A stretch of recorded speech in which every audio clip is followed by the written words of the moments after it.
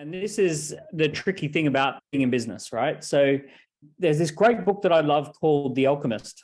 And The Alchemist has got it's full of really good stories. One of the stories is where the little boy goes to the richest man in all the land. And he goes into the palace and he waits for 3 hours to speak to the richest man in all the land. And he says, "How do I become successful?"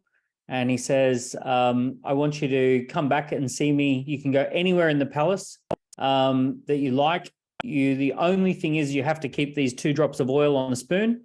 And then when you come back, I'll teach you how to be the richest man in all the land. I'll teach you how to be successful."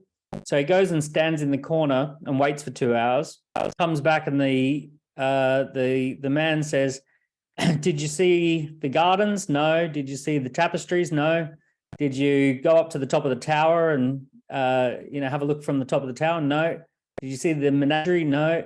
He says, "What did you do?" He goes, "I just guarded the oil on the spoon." And he said, "Okay, this time come back in 2 hours, but seize the moment. You're only going to be in my castle once. Take the most of the situation."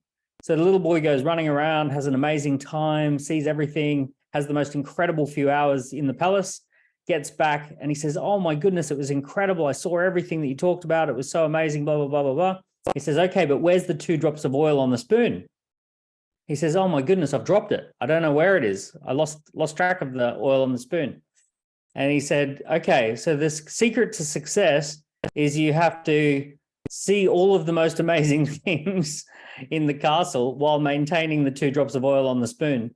And he basically said, that's the challenge. So here's the fun thing with business, right? So we've got all of these little things that have to be kept in order. We have to have the oil on the spoon, that we always have to make sure that doesn't drop off the thing. But we also have to have a big vision and run around having a great time with a big vision in mind and making the most of the times that we live in. And when you see entrepreneurs who are struggling, normally too focused on the oil on the spoon, not seeing the bigger tapestries, or too focused on the tapestries, not keeping track of the oil on the spoon.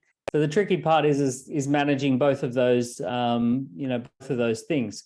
So, this is what I'm saying is this is the challenge of business. And I'm all about playbooks. I really believe that you've got to stick to your playbook and go back to your playbooks. So the playbooks that I have, the first playbook is you've got to be a key person of influence or have a key person of influence on the team, because nothing really happens that's great unless you're a key person of influence or you've got key people of influence around, right? So you have to have a name to leverage. I've seen thousands and thousands of businesses where, there's no name associated with the business and it just simply goes flat. And I've seen other businesses where you plug a name into the business and it just takes off, right? So having a name is everything. So key person of influence is a great playbook. Second playbook is running campaigns, perfect repeatable weeks, quarterly spotlights, annual big messages. That's the second playbook.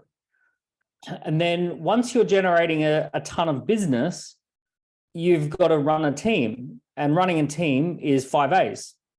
Align the team, surface their awarenesses, assign accountabilities, break it into weekly activities, and develop assets along the way. So these are essentially the playbooks. So when I'm going back to everything, it's like I'm always, no matter what stress I'm under, I'm saying, okay, I know how to do this. What's the playbook, right? Let's get back to the playbook, stick to the knitting. Knee-jerk reaction almost never works.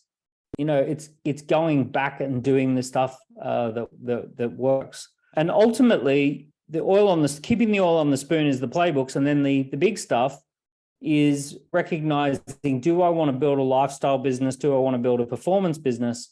And what do I want this business to look like 3 years from now? Like, what's the big vision? What excites me 3 years out? What would excite me?